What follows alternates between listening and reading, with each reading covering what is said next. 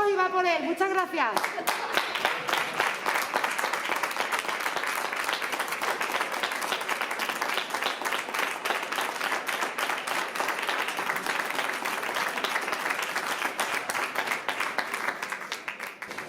Que en realidad quienes son los merecedores de este premio hoy son todos los sanitarios y sanitarias que han estado al frente de esta pandemia, cuando había muy poquitas respuestas, como decía Lola antes, cuando había muy poca certidumbre que ofrecer a toda la ciudadanía y donde lo único que se podía hacer es manejar la incertidumbre. Así que a ellos es a los que verdaderamente le tenemos que agradecer el que hayan estado dándolo todo y ahora también para intentar recomponer una situación que va a tener sus repercusiones de haber vivido esta pandemia y a la que tendremos que dar respuesta. Así que muchas gracias a todos los sanitarios y a todas las sanitarias.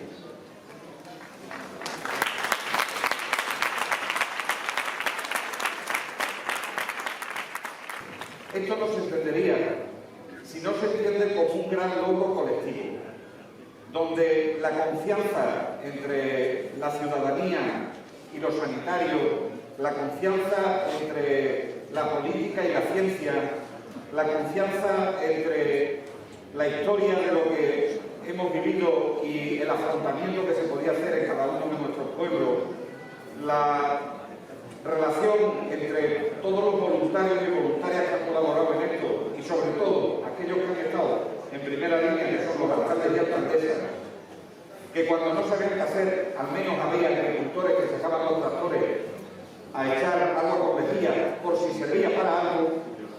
Esto ha sido la forma en lo que lo hemos afrontado. Esa relación de confianza. Os pediría, por favor, que no la perdiésemos en ningún momento. Que siguiésemos cuidando nuestro sistema sanitario, que siguiésemos cuidando la sanidad en todos y cada uno de nuestros pueblos, porque de ello dependerá también que vayamos recuperando poco a poco la normalidad que tenemos.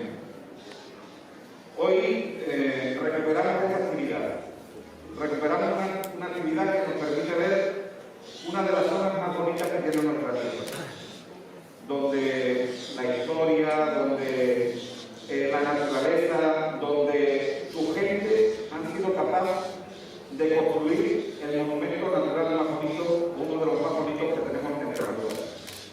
Que disfrutéis de todo este camino.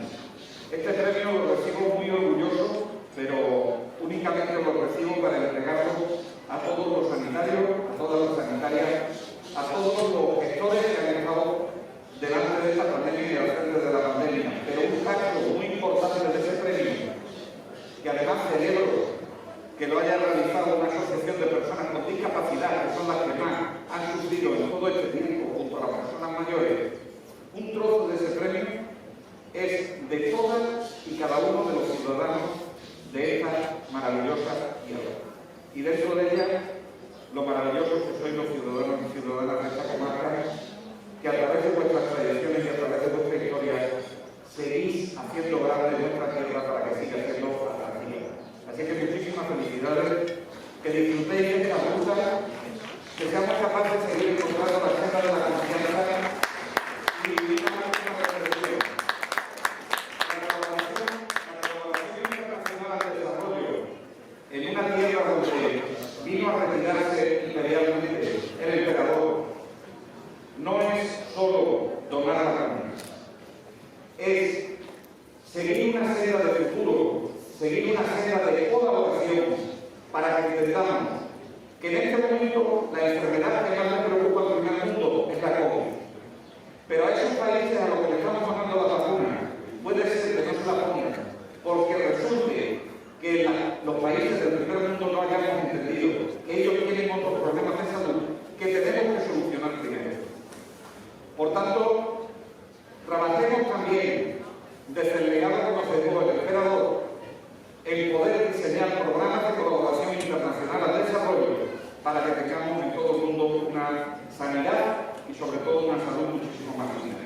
Que seáis muy felices, muchísimas gracias por todo lo que habéis hecho y felicidades por el premio también.